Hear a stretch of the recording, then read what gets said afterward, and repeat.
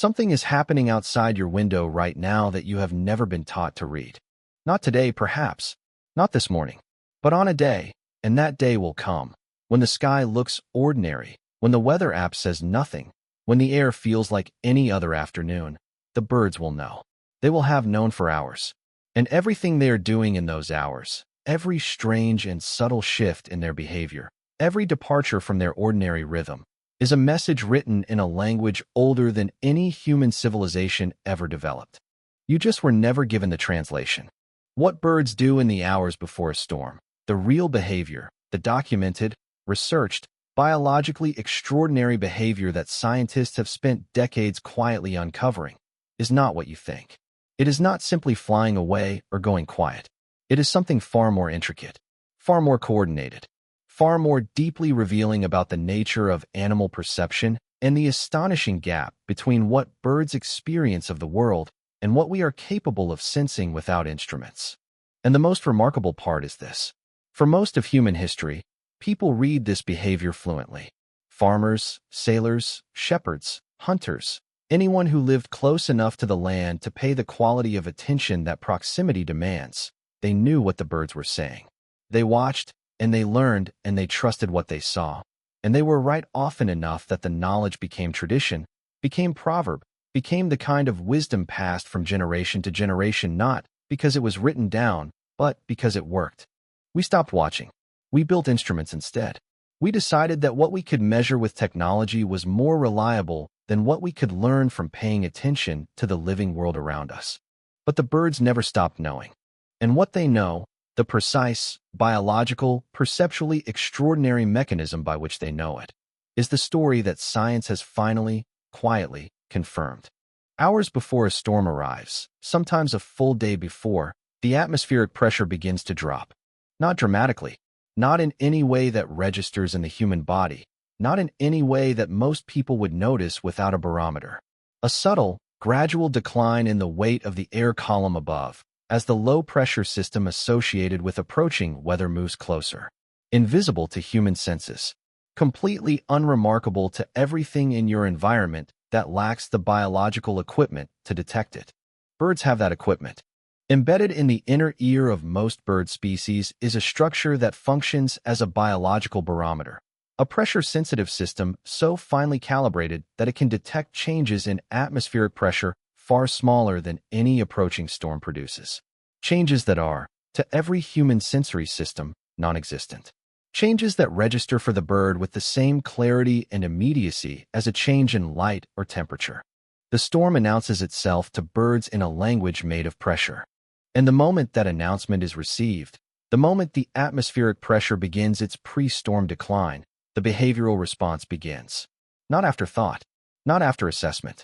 Immediately, automatically, as the deep, inherited biological program that has kept birds alive through millions of years of weather begins executing the sequence it was built for. They begin to eat.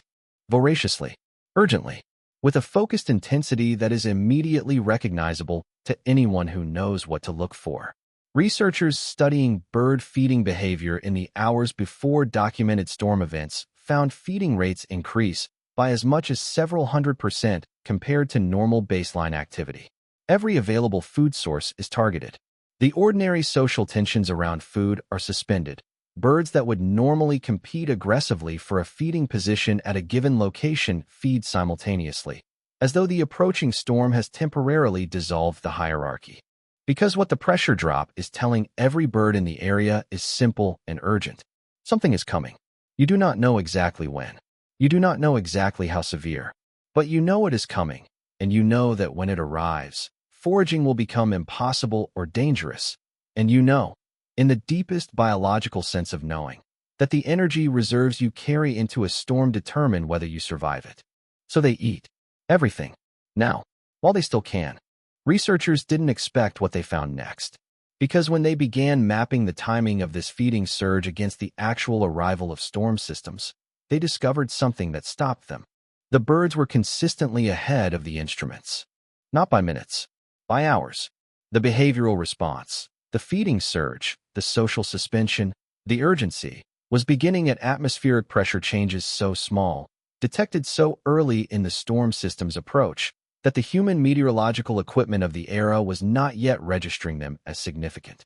The birds were reading a signal that the instruments were, effectively, missing. The birds were better forecasters. But the feeding surge is only the first thing. And what comes after it, the behavioral sequence that follows the initial response, is where the story becomes something that goes far beyond simple weather prediction. Pay attention to the birdsong outside your window tomorrow morning. Not to identify species. Not for any particular reason. Just notice it, the texture of it, the density, the way it fills the early morning air with a quality of sound that you probably do not consciously register, but that your nervous system has been calibrated to for your entire life. Now imagine it stops. Not gradually. Not because the morning is ending. Just stops. The ordinary ambient layer of bird sound that your brain has been filtering as background suddenly goes absent, and the silence it leaves behind has a specific quality. A weighted quality. A quality that, if you notice it, produces something in you that is not quite unease but is adjacent to it. A felt sense that something has changed. This is one of the most consistently documented pre-storm behaviors across bird species globally. In the hours before a significant weather event, bird vocalization drops dramatically. The complex, species-specific singing that characterizes normal bird activity, territorial calls, contact calls, the layered acoustic texture of a normally active bird community, compresses, simplifies, and in many cases ceases almost entirely. The silence before a storm is not silence. It is the birds going quiet. And they go quiet for reasons that, when you understand them, make the silence feel like an announcement rather than an absence. Vocalization is energetically expensive. Every call, every song, costs metabolic resources. In the hours before a storm, when every calorie needs to be directed toward energy reserves, when the biological program running in every bird in the area is oriented entirely toward preparation and survival, spending energy on song is a luxury the system is no longer willing to allocate. But there is something more than energy economics happening in the pre-storm silence. Because researchers studying the acoustic behavior of bird communities before storm events noticed something that the energy explanation alone couldn't account for. The silence was not random. It was coordinated.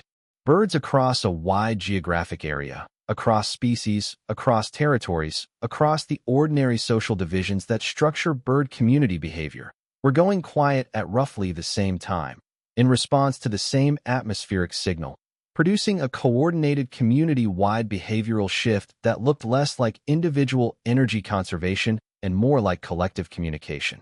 The silence is the message. Every bird in the area that can detect the pressure drop goes quiet. And every bird that is within range of that community silence, every bird whose ordinary acoustic environment suddenly shifts from complex to sparse to absent, receives the information. Not through pressure detection, through the sudden, unmistakable absence of the sounds that normally fill the world.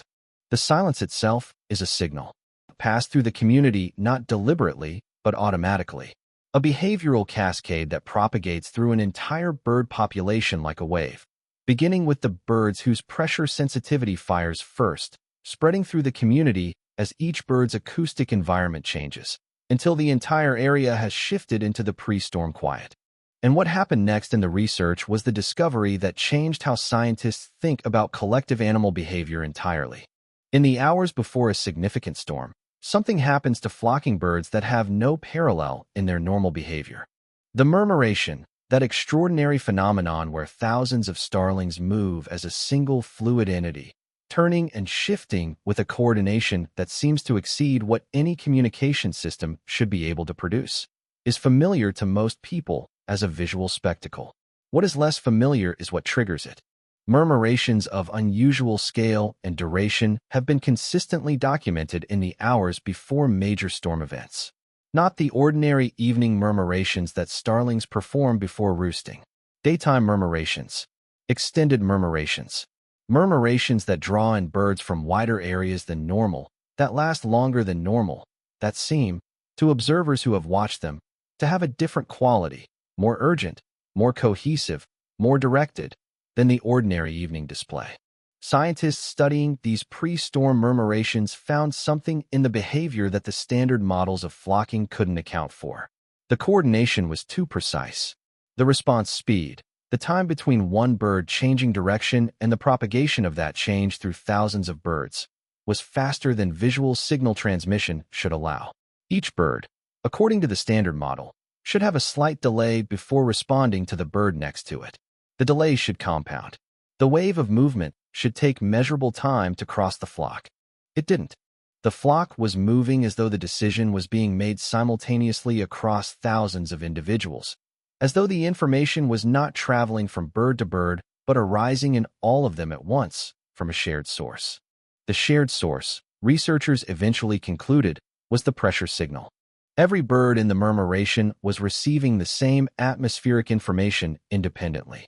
Every bird's biological barometer was registering the same pressure drop at roughly the same time, driving the same behavioral response simultaneously throughout the flock. The coordination was not communication. It was convergence. Thousands of independent biological systems responding to the same environmental signal, producing a collective behavior that looked, from the outside, like a single vast mind. The murmuration before a storm is not a performance. It is the visible shape of a community responding to something invisible, a collective body moving in response to a collective perception, the shared, simultaneous, species-wide detection of something approaching that no individual member of the flock could stop or deflect, but that all of them, together, were acknowledging. And watching it, standing beneath that moving sky, watching thousands of birds describe the approaching storm in the language of their collective flight, is one of the most extraordinary things available to human perception, if you know what you are watching. In September 2017, researchers tracking migratory songbirds across the eastern United States documented something that stopped their analysis cold.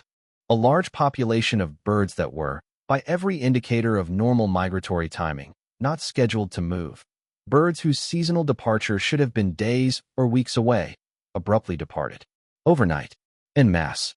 Moving in a direction and at a time that made no meteorological sense based on the conditions that night. 3 days later, Hurricane Irma made landfall. The birds had left before the storm system was trackable by the meteorological instruments available to the research team. They had departed from the precise geographic region that would experience the most severe impact. And they had done it together, not as individuals making independent decisions, but as a coordinated community response that was synchronized across species and geographic areas in a way that should, by conventional understanding, have been impossible. How? The infrasound hypothesis.